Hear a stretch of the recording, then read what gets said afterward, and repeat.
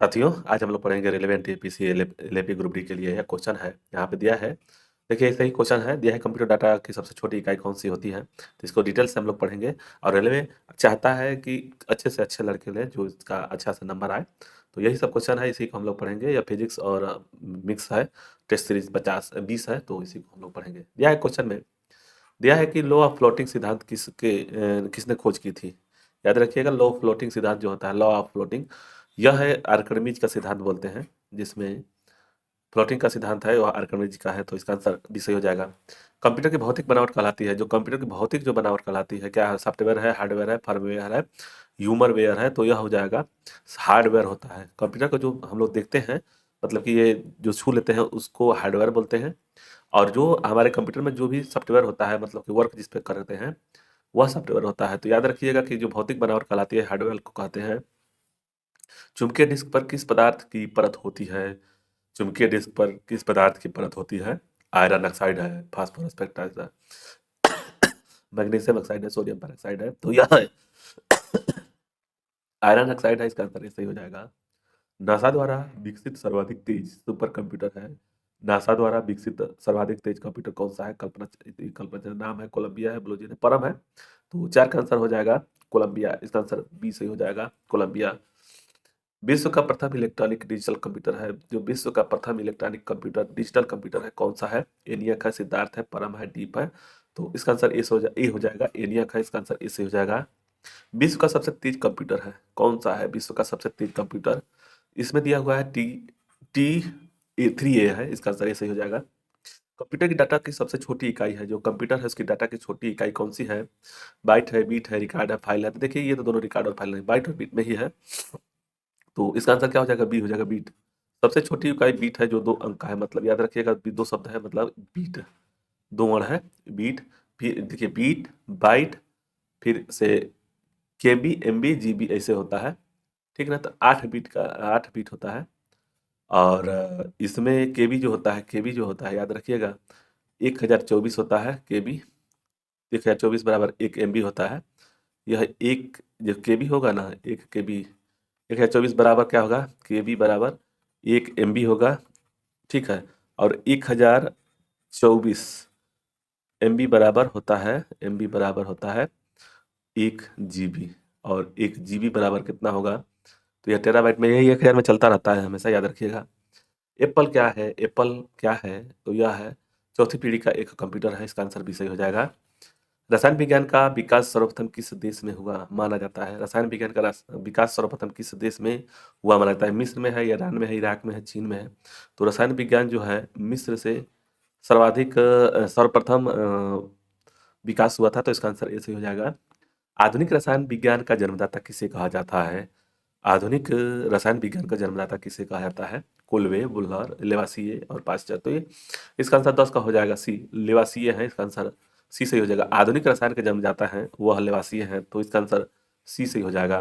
Positron किसका प्रतिकरण है, anti particle है। मतलब कि ये पॉजिट्रॉन है किसका, एंटी पार्टिकल है, इलेक्ट्रॉन का, प्रोटॉन का, न्यूट्रॉन का या मेसान का। तो इसका आंसर ए का 11 का ए हो जाएगा, इलेक्ट्रॉन का। आगे हम लोग देखेंगे 12 के समस्त रेडियो सक्रिय पदार्थ क्षय होने के पश्चात किसमें अंतिम रूप से बदल जाते हैं। तो रेडियो पदार्थ जो होता है क्षय होने के पश्चात किसमें अंतिम रूप में बदल जाते हैं, तो यह बदल जाते हैं सीसा में। इसका आंसर बी सही हो जाएगा।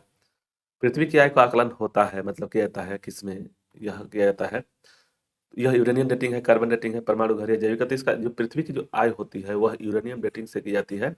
और कार्बन जो डेटिंग होता है यह जीवाश्म की आयु को, जीवाश्म की आयु को मापने के लिए होता है, आकलन किया जाता है। जीवाश्म की आयु का आकलन किया जाता है, आयु का आकलन किया जाता है। इसको याद रखिएगा। यूरेनियम डेटिंग जो होता है वह पृथ्वी की आयु का आकलन किया जाता है यूरेनियम डेटिंग से। और कार्बन डेटिंग से जीवाश्म की आयु का आकलन किया जाता है। तो इसका आंसर 13 का ये सही हो जाएगा। हाइड्रोजन के रेडियो सक्रिय समस्थानिक को कहते हैं, हाइड्रोजन के सक्रिय रेडियो सक्रिय समस्थानिक को क्या कहते हैं। ड्यूटेरियम है, प्रोटियम है, रेडियम है, टाइटेरियम है। तो 14 का आंसर डी सही हो जाएगा। सर्वाधिक संख्या में समस्थानिक पाए जाते हैं, जो सर्वाधिक संख्या में पाए जाते हैं वह दिया पोलोनियम होता है। इसका आंसर सी सही हो जाएगा। इथिलीन अणु की आकृति होती है, इथिलीन अणु की आकृति कैसी होती है, तो यह होता है त्रिकोणीय, समतल त्रिकोणीय होता है, इसका आंसर सी सही है। निम्न में से किस यौगिक की आकृति चतुष्फलकी होती है? निम्न में से किस यौगिक की आकृति चतुष्फलकी होती है? तो इसका आंसर कार्बन टेट्राक्लोराइड होता है, टेट्राक्लोराइड होता है, इसका आंसर भी सही हो जाएगा। इलेक्ट्रॉन ग्रहण करने की प्रवृत्ति कहलाती है। इसमें दो चीज होता है, एक ऑक्सीकरण होता है और एक अवकरण होता है। ग्रहण करने की आवृत्ति को, प्रकृति को क्या, प्रवृत्ति को क्या बोलेंगे? तो इसको अवकरण बोलते हैं। और उसको किसी को देगा तो उसको अवकरण, ऑक्सीकरण बोलते हैं। तो इसको हम लोग ग्रहण करेगा तो उसको अवकरण बोलते हैं। और यह किसी को दाता माने देता है तो उसको ऑक्सीकरण बोलते हैं। तो इसका आंसर बी सही हो जाएगा। हाइड्रोजन के जलने से संबंध प्रक्रिया है, जो हाइड्रोजन के जलने से संबंध प्रक्रिया क्या है? तो यह ऑक्सीकरण है, इसको दाता बोलेंगे। पीएच मान का निर्धारण किसने किए थे? पीएच मान का निर्धारण किसने किए थे? बहुत ही इंपॉर्टेंट क्वेश्चन है, जो सोरेनसन ने किए थे। पीएच मान का सोरेनसन ने निर्धारण किए थे। पीएच मान क्या होता है? तो यह जो 7 होता है, इससे जो कम होता है वो अम्ल होता है, याद रखिएगा अम्ल होता है। और 7 से जब ऊपर होगा तो वो क्षारीय होता है। और इसी पे उदासीन होता है, या जो होता है ये पानी जो होता है उदासीन होता है। और 7 जिसका भी होगा उसको उदासीन बोलेंगे। ठीक, तो आगे देखते हैं, आगे क्वेश्चन मिलेगा। इसका मतलब ये हुआ कि पीएच मान का निर्धारण सोरेनसन ने किए थे। और देखिए यहाँ पे दूध का पीएच मान कितना होता है? दूध का पीएच मान तो यहाँ पे देखिए 7 जो होता है, 7 से नीचे जो होगा वह अम्ल होगा। और 7 से जो ऊपर होगा उसको क्षार बोलते हैं, क्षार। ठीक है, तो यह पूछ रहा है कि दूध का पीएच मान कितना होगा? तो 6.6 होता है। तो यहाँ पे आ जाएगा 6.6, यह अम्ल हो जाएगा, याद रखिएगा। और 7.4 जो होता है यह होता है मानव के रक्त का पीएच मान होता है। तो इसका आंसर क्या हो जाएगा? दूध का पीएच मान 6.6 होता है, मानव का शरीर का 7.4 होता है। धुआं जो उदाहरण है किसका है? वह ठोस का गैस में विलयन है, इसका आंसर सी सही हो जाएगा। 22 का आंसर क्या हो जाएगा? सी सही होगा। वायु एक उदाहरण है, जैसे यहाँ पे देखिए कि धुआं एक उदाहरण ठोस का गैस में विलयन है, उसी तरह से वायु एक उदाहरण है, क्या है? तो वह है गैस का गैस में विलयन होता है। जो वायु होता है गैस में गैस का विलयन होता है, तो इसको वायु उदाहरण है गैस का गैस में विलयन। क्षारीय विलयन के पीएच मान होता है सदा 7 से अधिक होगा, तो इसका आंसर बी हो जाएगा। और वहीं पे 7 के बराबर होगा तो यह उदासीन हो जाएगा, उदासीन, याद रखिएगा। और 7 से कम होगा तो इसको अम्ल बोलते हैं। ठीक है, तो इसका आंसर क्षारीय जो होता है वह 7 से अधिक होता है, तो इसीलिए इसका आंसर बी सही हो जाएगा। 25 है कि साधारण विलयनों का पीएच मान होता है। साधारण विलयन का जो पीएच मान कितना होगा? मतलब कि 0 से 7 है, 7 से 14 है, और 0 से 12 है, 0 से 14 है। तो इसका आंसर क्या हो जाएगा? यह 0 से 14 होता है। इसका पूरा मतलब कि यहाँ से लेकर के, जैसे 7 उदासीन हो गया और 14, तो यहाँ से लेकर के जो अम्ल होता है, यहाँ से लेकर के यहाँ होता है 7 से अधिक होता है, तो उसको क्षार बोलते हैं। तो यह पूरा टोटल पूछ रहा है कि इसका जो पीएच का मान कितना तो होगा, तो 0 से 14 तक होता है, तो इसका आंसर डी सही हो जाएगा। विद्युत अपघटन में ऑक्सीकरण होता है। विद्युत अपघटन में ऑक्सीकरण क्या होता है? तो ये देता है किसी को, इलेक्ट्रॉन किसी को देता है, कैथोड पर, एनोड पर, कैथोड एनोड दोनों पर, किसी पर नहीं। तो 26 का आंसर 20 हो जाएगा, एनोड पर ऑक्सीकरण करता है। विद्युत अवकरण अवकरण होता है, तो जब उसमें एनोड था तो इसमें कैथोड हो जाएगा, तो इसका आंसर ए सही हो जाएगा 27 का। कार्बन मोनोऑक्साइड तथा नाइट्रोजन गैस के क्षारीय मिश्रण को कहते हैं। जो कार्बन मोनोऑक्साइड तथा नाइट्रोजन के गैस के गैसीय मिश्रण को क्या बोलते हैं? कोल गैस दिया है कि जल गैस है, प्रोड्यूसर गैस है, प्राकृतिक गैस है। तो कार्बन मोनोऑक्साइड तथा नाइट्रोजन गैस के गैसीय मिश्रण को क्या बोलते हैं? तो इसको बोलते हैं प्रोड्यूसर गैस, इसका आंसर सी सही हो जाएगा। यानी कि कार्बन मोनोऑक्साइड और नाइट्रोजन के गैस के गैसीय मिश्रण को कहते हैं प्रोड्यूसर गैस। प्राकृतिक गैस में मुख्यतः रहता है, जो प्राकृतिक गैस में रहता है, मीथेन, इथेन, प्रोपेन, ब्यूटेन। तो इसका आंसर क्या हो जाएगा? ए हो जाएगा, मीथेन होता है। नेक्स्ट है एलपीजी में कौन सी गैस मुख्यतः होती है? मीथेन, कार्बन डाइऑक्साइड, ब्यूटेन या SO2। तो इसका आंसर 30 का आंसर हो जाएगा सी, ब्यूटेन होता है। एलपीजी में लिक्विड पेट्रोलियम गैस होता है। तो एलपीजी का फुल फॉर्म होता है लिक्विड पेट्रोलियम गैस होता है। तो इसका क्या हो जाएगा? ब्यूटेन जो होता है एलपीजी में और ब्यूटेन होता है। ठीक है, आगे निम्न में किस एक पदार्थ एक का ईंधन मान अधिकतम होता है? हाइड्रोजन है, चारकोल है, प्राकृतिक गैस है, गैसोलीन है। तो 31 का आंसर ए सही हो जाएगा, हाइड्रोजन है। भूरा कोयला के नाम से जाना जाता है। ब्राउन कोल किसके नाम से जाना है? पिट है, लिग्नाइट है, बिटुमिनस एंथ्राइस है। तो इसका आंसर लिग्नाइट है, जिसको हम लोग भूरा कोयला के नाम से भी जानते हैं। गैलेना निम्न में किस धातु का अयस्क है? जो गैलेना है वह निम्न में से किसका धातु का अयस्क है? गैलेना। तो इसका आंसर 20 हो जाएगा, शीशा का अयस्क है यह गैलेना। प्लास्टर ऑफ पेरिस का रासायनिक सूत्र है, बहुत ही इंपॉर्टेंट क्वेश्चन पूछा हुआ क्वेश्चन है, इसको याद रखिएगा। प्लास्टर ऑफ पेरिस का रासायनिक सूत्र क्या है? तो इसका आंसर हो जाएगा CaSO4 2H2O, यानी कि इसको रखिएगा CaSO4 कोष्ठबंध है 2H2O, याद रखिएगा यह CaSO4 2H2O। तो इसका आंसर भी सही हो जाएगा। चूना पत्थर का रासायनिक नाम है, चूना पत्थर का रासायनिक नाम है, उसमें क्या हो जाएगा? कैल्शियम तो है, ये रहेगा ही, Cl होगा, CaCl calcium oxide, calcium carbonate, calcium sulphate. तो 35 का आंसर हो जाएगा C, कैल्शियम कार्बोनेट होता है। चूना पत्थर का नाम जो होता है रासायनिक नाम कैल्शियम कार्बोनेट है। स्टील की कठोरता प्रदान करने के लिए मिलाई जाती है, उसमें क्या मिला जाएगा? Carbon, manganese, silicon, chromium. Steel की कठोरता प्रदान करने के लिए उसमें क्या मिलाया जाएगा? तो वह क्रोमियम मिलाया जाएगा। इसका आंसर बनने के काम आने वाला तीखा पदार्थ निम्नलिखित में से कौन सा है? तो इसका 37 का आंसर क्या हो जाएगा? डी हो जाएगा, जिंक फॉस्फेट है, इसका आंसर डी सही होगा। फ्लोरोसेंस, फ्लोरोसेंस ट्यूब में सर्वाधिक सामान्य रूप से प्रयुक्त होने वाला पदार्थ कौन सा है? तो इसका आंसर 38 का हो जाएगा सी, मरकरी वेपर और आर्गन होता है। निम्नलिखित में से कौन सी अर्धचालक की भांति ट्रांजिशन में प्रयोग होता है? ट्रांजिशन अर्धचालक जो होता है ना, वह जर्मेनियम से ही होता है, जर्मेनियम या सिलिकॉन। तो दो चीज होता है अर्धचालक में, जर्मेनियम और सिलिकॉन, इन दोनों में से जो भी आंसर में रहेगा वही होगा। तो इसका आंसर अर्धचालक में ट्रांजिशन की भांति प्रयुक्त होता है जर्मेनियम, तो 39 का आंसर बी सही हो जाएगा। यह जो होता है देखिएगा, ग्रेफाइट जो होता है ना, यह कार्बन का अवरूप होता है, अपरूप होता है कार्बन का, और कार्बन का दो अपरूप होते हैं, एक ग्रेफाइट होता है, ग्रेफाइट, और एक होता है हीरा, इसको भी याद रखिएगा।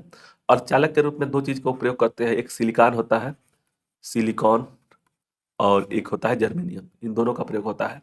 एक और होता है लेकिन याद नहीं आ रहा है, लेकिन दो समझिए, जर्मेनियम और सिलिकॉन का प्रयोग करते हैं, अचालक की भांति ट्रांजिशन का प्रयोग होता है। भारी जल एक प्रकार का क्या है? शीतलक है, मंदक है, अयस्क है, ईंधन है। तो भारी जो जल होता है वह मंदक होता है, इसका आंसर भी सही हो जाएगा, D2O बोलते हैं, भारी जल को D2O बोलते हैं। आगे, सामान्य किस्म का कोयला है, जो सामान्य किस्म का कोयला है जो उसको क्या कहते हैं? तो बिटुमिनस होता है। नेक्स्ट देखेंगे, जल में आसानी से घुलनशील है, जल में आसानी से घुलनशील है, नाइट्रोजन, एल्यूमिनियम, आयोडीन। तो 42 का आंसर हो जाएगा सी, अमोनिया। नेक्स्ट है, कार बैटरी में प्रयुक्त विद्युत अपघट्य होता है, कार कार बैटरी में प्रयुक्त विद्युत अपघट्य होता है, कौन सा होता है? सल्फ्यूरिक अम्ल होगा, 43 का आंसर भी सही हो जाएगा। H2SO4 होता है, इसको बोलते हैं। शर्करा और सल्फ्यूरिक अम्ल की अभिक्रिया में निम्नलिखित में से कौन सा शुद्ध रूप से प्राप्त होता है? तो इसका आंसर 44 का आंसर भी सही हो जाएगा, कार्बन है। नेक्स्ट है, विद्युत बल्ब में प्रयुक्त होता है अक्रिय गैस, या देखिए नाइट्रोजन, हाइड्रोजन, ऑक्सीजन है, अक्रिय गैस है। तो 45 का आंसर डी सही हो जाएगा, अक्रिय गैस होता है, जो विद्युत बल्ब में प्रयोग होता है अक्रिय गैस का प्रयोग करते हैं। वायुमंडल में सर्वाधिक मात्रा में पाई जाने वाली अक्रिय गैस है, जो वायुमंडल में पाई जाने वाली सबसे सर्वाधिक मात्रा में पाई जाने वाली कौन सी? हीलियम है, नियान है, आर्गन है, क्रिप्टॉन है। तो इसका आंसर 46 का सी हो जाएगा, आर्गन है। नेक्स्ट देखेंगे, प्रकृति में सर्वाधिक मात्रा में पाया जाने वाला कार्बनिक यौगिक जो होता है, कार्बनिक यौगिक सबसे ज्यादा प्रकृति में पाया जाने वाला कौन सा है? Glucose, fructose, sucrose, cellulose. तो 47 का आंसर हो जाएगा सेलुलोज, यह कार्बनिक यौगिक है सेलुलोज। जैसे देखिएगा, सेलुलोज का जो आकृति का कोशिका भित्ति बनी होती है सेलुलोज के प्लांट में, तो वही पूछ रहा है कि सर्वाधिक मात्रा में प्रकृति में पाए जाने वाले, तो सेलुलोज होते हैं, इसका आंसर डी सही हो जाएगा। कार्बनिक यौगिक में हाइड्रोजन के अतिरिक्त कौन सा तत्व सामान्यतः होता है? कार्बनिक यौगिक में हाइड्रोजन के अतिरिक्त कौन सा तत्व सामान्यतः होता है? कार्बन, नाइट्रोजन, गंधक, फास्फोरस। तो 48 का आंसर ए सही हो जाएगा, कार्बन। नेक्स्ट देखेंगे, गैसोलीन के नमूने, गैसोलीन के नमूने की गुणवत्ता का पता किससे कैसे लगता है? तो इसका जो गैसोलीन का है, नमूने का गुणवत्ता का पता कैसे लगता है? तो 49 का सी हो जाएगा, इसके ऑक्टेन संख्या से होता है। सेप्टिक सेप्टिक टैंक में निकलने वाली गैस मुख्यतः कौन सी गैस होती है? सेप्टिक टैंक से निकलने वाली मुख्यतः गैस कौन सी होती है? तो यह होता है मीथेन, ए सही हो जाएगा। बायोगैस में मुख्य घटक होता है, बायोगैस में मुख्य घटक क्या होगा? तो बायोगैस में मीथेन होता है, इसका आंसर ए सही हो जाएगा। कौन सी गैस सिगरेट लाइटर में से निकलता है? जो कौन सी गैस है सिगरेट लाइटर में से निकलता है? तो वह है ब्यूटेन, इसका आंसर ए सही हो जाएगा। घरेलू फ्रिज में सामान्यतः कौन सा प्रशीतक उपयोग में लाया जाता है? जो घरेलू फ्रिज में सामान्यतः कौन सा प्रशीतक का उपयोग में लाया जाता है? नियान है, ऑक्सीजन है, एसिटिल है, फ्रियान हो। तो इसका आंसर 53 का फ्रियान हो जाएगा, इसका आंसर डी सही हो जाएगा। कार्बन टेट्राक्लोराइड को अन्य किस नाम से जाना जाता है? कार्बन टेट्राक्लोराइड को किस नाम से जाना जाता है? यह मार्स गैस है, या मस्टर्ड गैस है, पायरीन है, पायरान है। तो 54 का आंसर क्या हो जाएगा? 54 का सी सही हो जाएगा। नेक्स्ट है शराब, वाइन में उपस्थित रहता है। वाइन में क्या इथाइल अल्कोहल होता है, मिथाइल अल्कोहल होता है, एसिटिक, ये तो दोनों नहीं होगा। देखिए इसका 55 का आंसर क्या हो जाएगा, ये हो जाएगा, इथाइल अल्कोहल बोलते हैं। गैसोहाल गैसोलीन और निम्नलिखित में से किसका मिश्रण है? जो गैसोहाल गैसोलीन और निम्नलिखित में से किसका मिश्रण है? तो इसका आंसर 56 का ई सही हो जाएगा, इथाइल अल्कोहल, आंसर ए सही हो जाएगा। शराब का निर्माण किस प्रक्रिया के परिणाम स्वरूप होता है? शराब का निर्माण किस प्रक्रिया से होता है? किण्वन है, प्रेरक संयोजक विस्थापन है। तो 57 का आंसर ए सही हो जाएगा, किण्वन विधि से शराब का निर्माण किया जाता है। टमाटर सॉस में पाया जाता है, जो टमाटर को सॉस में पाया जाता है, तो लैक्टिक एसिड एजेक्लिक होता है, इसका आंसर भी सही हो जाएगा। 58 का एसिटिक अम्ल, डी सही हो जाएगा। सिरका होता है पानी में एसिटिक अम्ल का 5%। तो जो सिरका होता है वो होता है पानी में एसिटिक अम्ल का 5% विलयन होता है। फोटोग्राफी में कौन सा अम्ल का प्रयोग करते हैं? जो फोटोग्राफी में कौन सा अम्ल प्रयोग किया जाता है? तो इसका आंसर ऑक्जेलिक अम्ल होता है, इसका आंसर भी सही हो जाएगा। मानव गुर्दे में बनने वाली पथरी प्रायः बनती है, तो इसको क्या बोलेंगे? कैल्शियम ऑक्जिलेट होता है, सोडियम एसिटेट होता है, मैग्नीशियम सल्फेट या कैल्शियम। तो इसका आंसर जो होता है 61 का ए सही हो जाएगा, कैल्शियम ऑक्जिलेट होता है। यूरिया का रासायनिक सूत्र है, यह बहुत इंपॉर्टेंट क्वेश्चन है, इसको याद रखिएगा। यूरिया का रासायनिक सूत्र क्या होगा? तो इसका आंसर 62 का आंसर हो जाएगा सी, NH2CONH2 होता है। ठीक है, तो इसका आंसर सी सही हो जाएगा। फूड प्रोसेसिंग प्रयुक्त हेतु प्रयुक्त होता है, मतलब फूड प्रोसेसिंग हेतु प्रयुक्त होता है कौन सा? सोडियम कार्बोनेट है, एसिटिक अम्ल है, सोडियम नाइट्रेट है, बेंजोइक अम्ल है। तो याद रखिएगा 63 का हमेशा बेंजोइक अम्ल होता है। इसे पूछता है, कई बार पूछा गया क्वेश्चन है। बुलेट प्रूफ पदार्थ बनाने के लिए निम्न में से कौन सा बहुलक प्रयुक्त होता है? बुलेट प्रूफ पदार्थ बनाने के लिए निम्न में से कौन सा बहुलक का प्रयोग करते हैं या प्रयुक्त होता है? तो 64 का आंसर डी सही हो जाएगा, पॉलीकार्बोनेट्स होता है, इसका आंसर डी सही हो जाएगा। टेफ्लॉन नामक प्लास्टिक का निर्माण किस यौगिक के बहुलीकरण द्वारा होता है? टेफ्लॉन नामक प्लास्टिक का निर्माण किस यौगिक के बहुलीकरण से होता है? तो इसका आंसर क्या हो जाएगा? ऑप्शन दिया है एथिलीन है, ऑप्शन बी दिया हुआ है एसिटिलीन है, बेंजीन है, टेट्राक्लोराइड एथिलीन है। तो 65 का आंसर हो जाएगा डी, टेट्राफ्लोरो एथिलीन है। लाह एक है, लाह एक क्या है? इसमें से ऑप्शन में दिया हुआ है प्राकृतिक अपरूप, ऑप्शन बी दिया है प्राकृतिक बहुलक, कृत्रिम बहुलक, और इनमें से कोई नहीं। तो एक लाह क्या है? तो यह लाह है, प्राकृतिक बहुलक है, इसका आंसर बी सही हो जाएगा। नायलॉन बनाने के लिए प्रयुक्त कच्चा पदार्थ है, नायलॉन बनाने के लिए प्रयुक्त कच्चा पदार्थ कौन सा है? तो एडीपिक अम्ल होता है। नेक्स्ट है नायलॉन है एक क्या? तो इसमें से 68 का आंसर हो जाएगा पॉलीएमाइड होता है, इसका आंसर बी सही हो जाएगा। डायनामाइट का प्रमुख अवयव है, डायनामाइट का जो प्रमुख अवयव कौन सा है? तो इसका आंसर सी सही हो जाएगा, नाइट्रोग्लिसरीन होता है, इसका आंसर सी सही हो जाएगा। निम्न में कौन सा पदार्थ साबुन बनाने में प्रयुक्त होता है, जो साबुन बनाने के लिए? तो इसका आंसर 70 का आंसर ए सही हो जाएगा, वनस्पति तेल होता है। नेक्स्ट है डेंड्रोलॉजी का संबंध किससे है? डेंड्रोलॉजी देखिए यहाँ पे पेड़ों से संबंधित होता है, या इसमें पौधे दिया हुआ है, वृक्षों पुष्पों का अध्ययन, वृक्षों के अध्ययन, झाड़ियों के अध्ययन और पौधों में के अध्ययन। तो सब 71 का आंसर सी से हो जाएगा, झाड़ियों का अध्ययन। डेंड्रोलॉजी जो होता है झाड़ियों के अध्ययन के लिए होता है। यहाँ पे 72 नंबर क्वेश्चन है, बहुत ही इंपॉर्टेंट क्वेश्चन है। वन अनुसंधान संस्थान कहाँ पे है? तो ये देहरादून में हो जाएगा, 72 का आंसर सी से हो जाएगा। भारतीय वनस्पति सर्वेक्षण मुख्यालय कहाँ है? भारतीय वनस्पति सर्वेक्षण मुख्यालय कहाँ पे है? तो यह कोलकाता है, इसका आंसर डी से हो जाएगा। 73 क्वेश्चन था इस वीडियो में। आप लोगों को वीडियो अच्छा लगेगा तो लाइक और सब्सक्राइब करिएगा। मिलते हैं नेक्स्ट वीडियो में। धन्यवाद, जय हिंद, जय भारत।